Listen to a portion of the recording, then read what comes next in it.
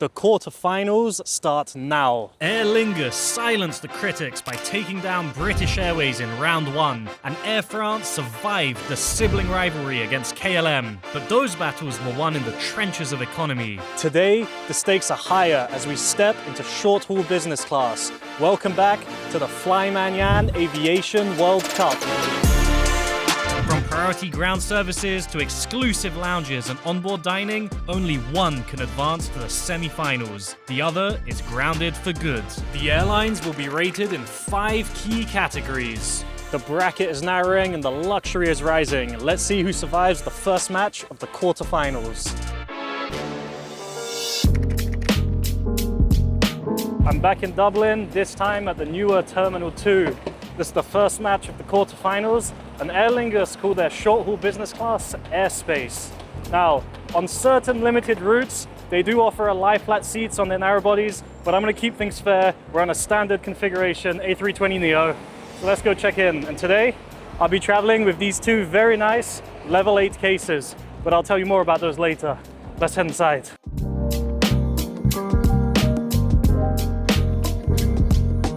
Aer Lingus has a premium check-in area, but it was pretty small. Queues were building up, and with only 3 counters here, it ended up taking quite a while until I could check in my bag.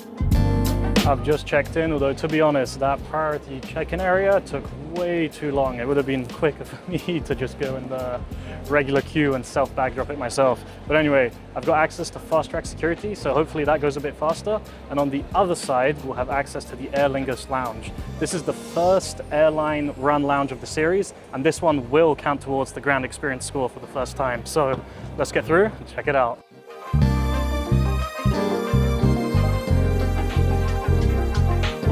It's a bit of a trek to the lounge. We gotta go down this tunnel again just from the other side. But here it is. Now, first of all, putting the entrance to your lounge down a long, dark tunnel isn't the best first impression, but let's head inside and see if it gets any better. Well, right off the bat, the lounge was really busy, and even though it was spread over 2 floors, it felt very cramped. I managed to secure a spot upstairs with nice apron views, but there's also private booths and sofas all around.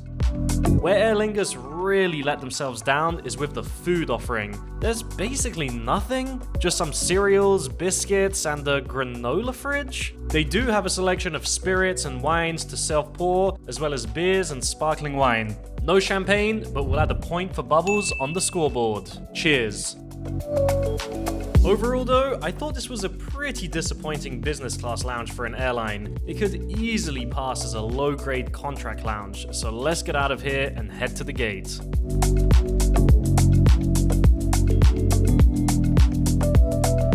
Here's the 21-year-old A320 will be flying over to Amsterdam. Oh, and I thought English weather was bad. Look how quickly it went from sunny to total downpour here.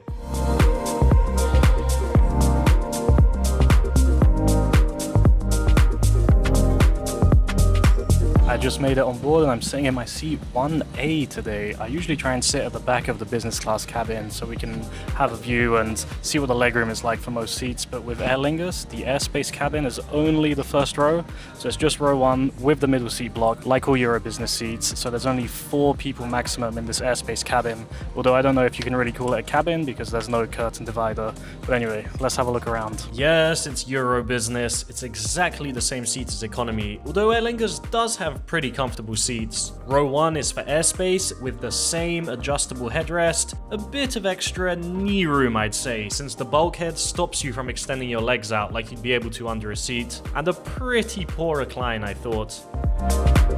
There's not really much else, so let's get in the sky and see how the service is differentiated.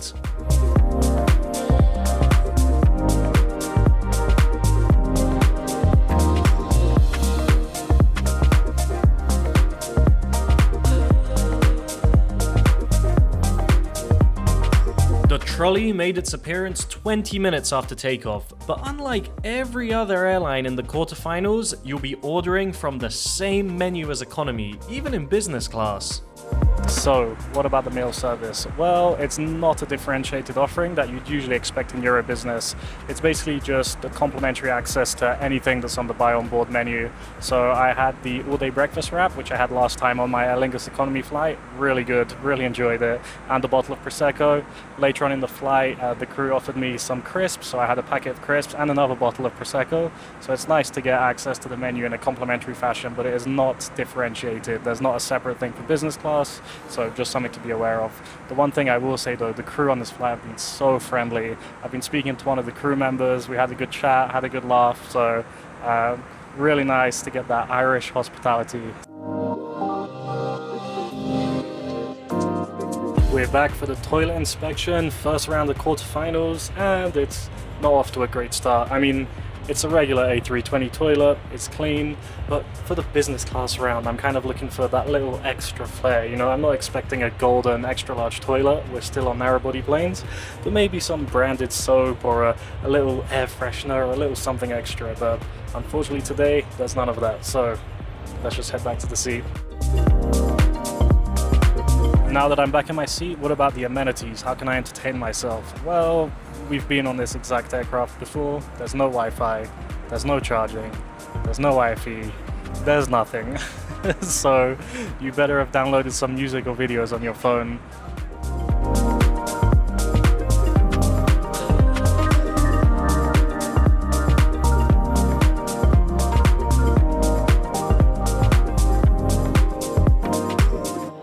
When I'm catching back-to-back flights and traveling to new cities every few days, having luggage that actually holds up is everything. And that's why recently I've been traveling with these Level 8 suitcases, which have kindly sponsored this video. For those shorter trips, I want to stay mobile and lightweight, so this suitcase made from German polycarbonate does the job and is incredibly lightweight. And it still feels really sturdy when you're lifting it into an overhead bin. It's also got this diamond texture surface which helps to avoid getting all those annoying scratches and scuffs that always seem to magically appear on your baggage. The handling when walking around is where you really notice the quality though. The telescopic handle feels strong and barely has any wobble, and the 360 spinner wheels are so smooth. They just glide effortlessly across the airport floor. Oh, and don't worry, this comes in 6 different colors and 4 different sizes. So if you need a bit more space, this is robust enough to go in the hold too. But if you really want to go extra durable, this aluminium carry-on is what you need. First of all, it just feels really premium and secure. It's got built-in TSA locks, it's zipperless, and rolls just as well on the same style 360 wheels. I put mine in the hold today, but this is also carry-on size too, so you have that flexibility and you can be confident knowing it'll be completely safe whether you keep it on you or in the hold. And that's just the exterior.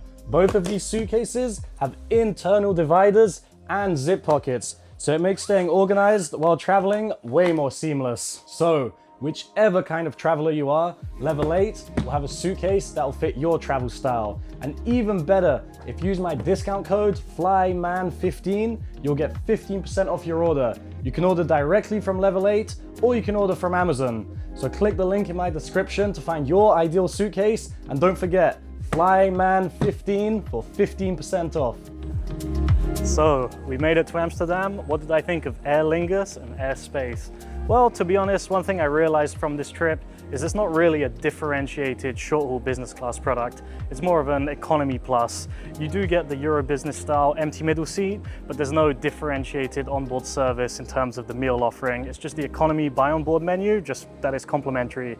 The one thing I will add though is the crew on board this flight was so friendly. I had a good chat with them, so that really elevates the whole experience. And you do still get priority check-in, fast-track security, lounge access. So if that's something you're interested in and you're flying with Aer Lingus, this could actually be a pretty good option. But now the real question is, how's it going to compare to Air France? Let's head to Paris and find out. All right, I just made it to Paris CDG off the train and I'm quite looking forward to today's flight. The last Air France flight we did in economy was really good, I enjoyed it. Today's business class, I've heard Air France's business class is meant to be pretty good actually, although that's mainly for long haul. Today's going to be a short haul economy flight, so let's go inside, let's find out what it's like, and hopefully there's a bit more on the catering side compared to Aer Lingus, so let's go. I'm flying from Terminal 2F today, and if you've ever been to Paris Charles de Gaulle Airport, you'll know how much of a mess the terminal naming is. So it goes Terminal 1, Terminal 3, and then you've got Terminal 2A, 2B, 2C, 2D, 2E, 2F, 2G, and I think 2E is even subdivided into 2EK, 2EKL, 2EKM. So for me, it's 2F today.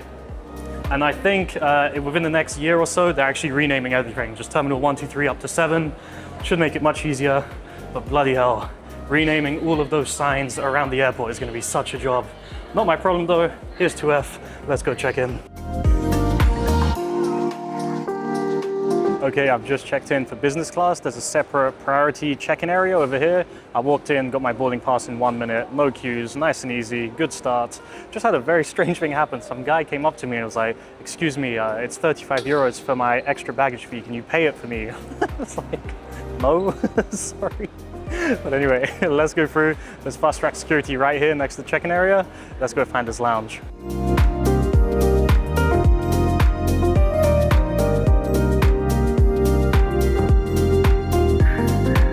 I made it through security. It only took like 5 minutes, nice and quickly. There was barely any queue. Now I'm airside. It's just this long concourse with shops the whole length.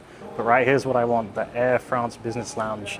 And I've got to say, the entrance is looking a lot more inviting than the Aer Lingus one in that dark tunnel. So let's check it out.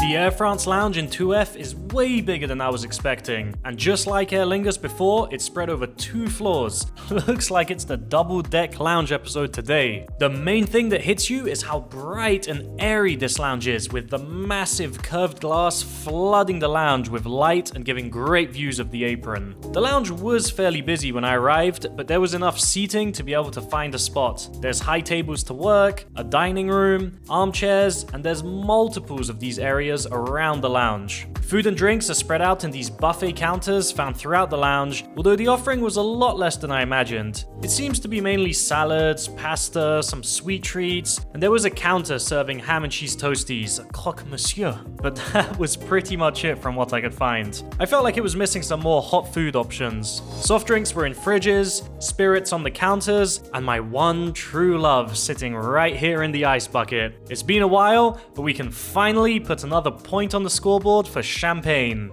Cheers. On the more luxurious side was the Clarins Spa with complimentary facial treatments, but it was over 3 hours wait to get a slot, so not today unfortunately. One unexpected positive was a member of lounge staff doing rounds with a bottle of champagne and making sure everyone's glass was topped up and handing out savory madeleines. I thought that was a really nice service touch. Over by the gates, this red carpet was making me think of the TWA hotel at JFK. We were boarding from gate F36 today, and I just spotted the brand new 5-month-old A220 we'd be flying to Madrid. And for the ground category winner, Air France easily gets the win here, beating out Aer Lingus with better premium check-in and a way better business class lounge. Fast track security and priority boarding was good on both, and speaking of, let's get on board.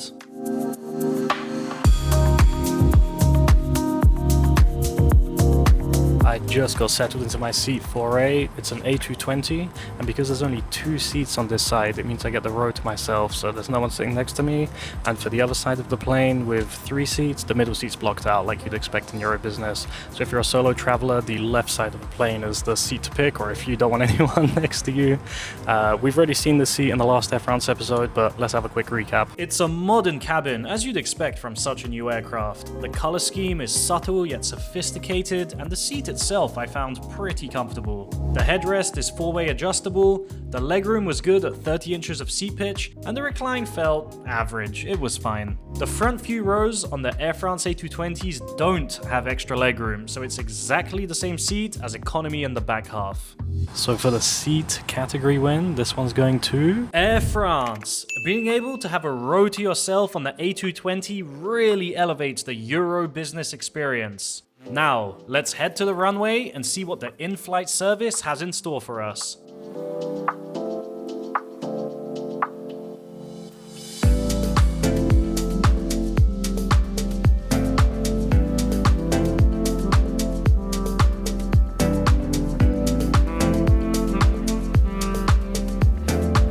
meal service was quick to start, only 15 minutes after takeoff. And what about the meal service today? Well, there wasn't any option. Everything was served on one tray. It was a chicken pasta salad.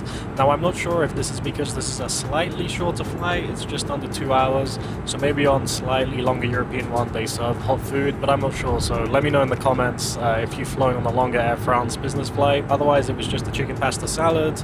There was some cheeses on the side, and there was a lemon something dessert. I'm not sure exactly, but it all tasted great. It was all good. And we've got champagne on board. The crew made sure my glass stayed topped up. In fact, I'm drinking some right now. And for the hospitality category, I think for the fact that Air France offers a differentiated menu for business class passengers and they serve champagne, can't forget that, the hospitality category win has got to go to Air France.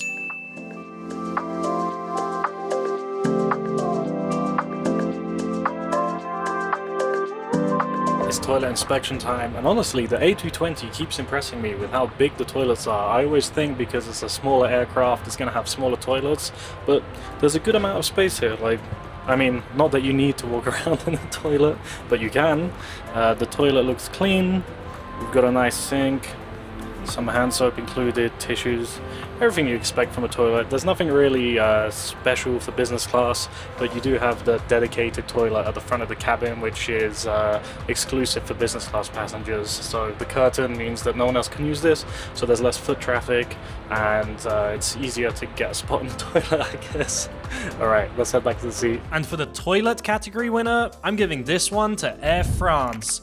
I know that's mainly because an A220 toilet will be nicer than an old A320 toilet, but hey, that's what Air France flies mainly on their short haul now, so they get the point.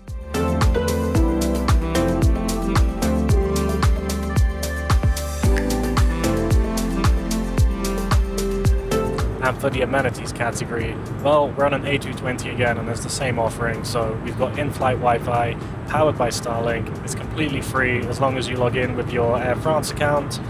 You get speeds over 200 megabit down, so this is amazing. That's always going to win. We've got in-seat power, 60-watt USB-C. We've got USB-A port. There is no international power socket though, so something to keep in mind. And no IFE screen, obviously. We've come to expect that from European carriers. There is a little fold-down panel where you can put your phone or your iPad, so you can watch your own content with your head up, not like arching your neck down. So this is great. And I think for that reason, for all of these things, for the amenities category win is going to have to go to Air France.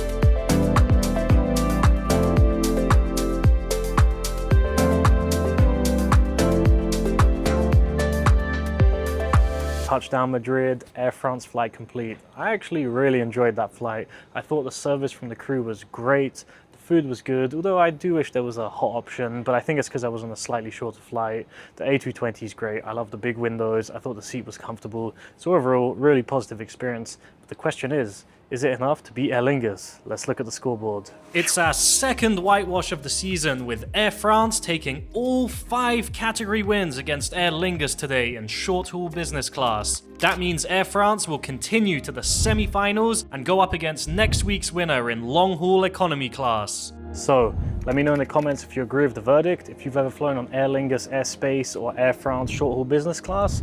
And don't forget, like and subscribe. There's a new episode next week, and as always, till next time.